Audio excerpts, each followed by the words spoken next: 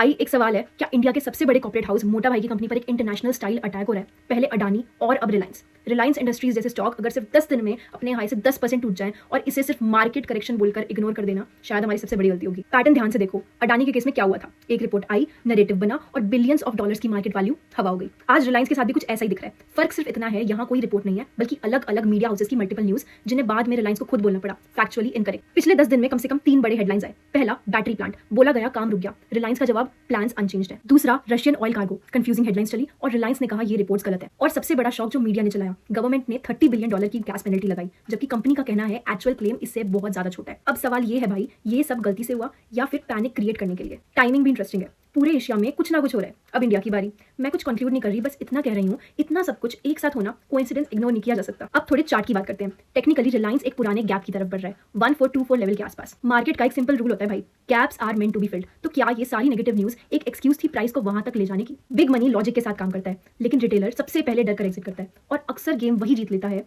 जो वेट करता है। पिक्चर क्लियर है भाई, media pressure plus political noise plus technical correction तीनों एक साथ आए, रिजल्ट रिलायंस नीश। ये सिर्फ शॉर्ट टर्म करेक्शन है या फिर कुछ और पकड़ा है, ये तो वक्त ही बताएगा। लेकिन एक बात याद रखना, रिलायंस में अभी सिर्फ चार्ट नहीं, एक हाई स्टेक कहानी चल रही है। अब आप बताओ भाई, ये सिर्फ प्राइस करेक्शन है या फिर कोई और खिचड़ी पकड़ी है? अपने व्यूज कमेंट्स में जरूर लिखना और ऐसी ही real no noise financial videos के लिए SBS फाइनेंशियल सर्विसेज को फॉलो कर लेना।